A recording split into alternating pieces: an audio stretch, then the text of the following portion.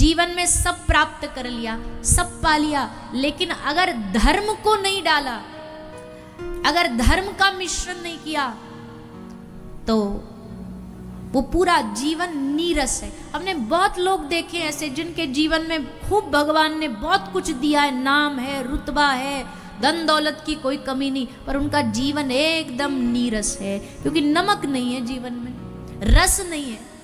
अपनी आध्यात्मिक भाषा में नमक को राम रस बोलते हैं। कभी किसी साधु बाबा जी के भंडारे में जाओ ना, तो वहाँ जो आते जाते वो रोटी परोसते परोसते तो वो नमक लेके आएंगे, तो क्या बोलेंगे?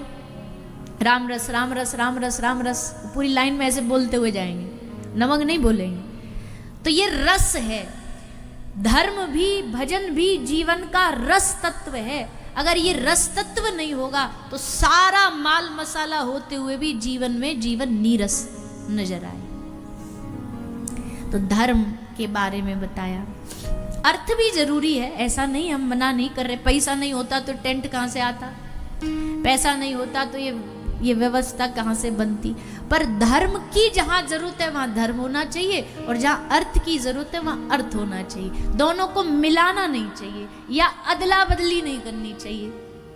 बाहर की चीज बाहर, अंदर की चीज अंदर। जैसे दवाई नहीं लेने जाते आप, तो दवाई के बोतल पे लिखी होती है फॉर एक्सटर्नल यूज ओनली।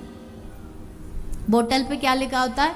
भैया बाहर बाहर के लिए है, अब इसको पी मत जाना, नहीं तो गड़बड़ हो जाएगी। अब पीने की दवाई को अगर त्वचा पे लगाओगे, त्वचा की दवाई को अगर पियोगे तो सब गड़बड़ हो जाएगा।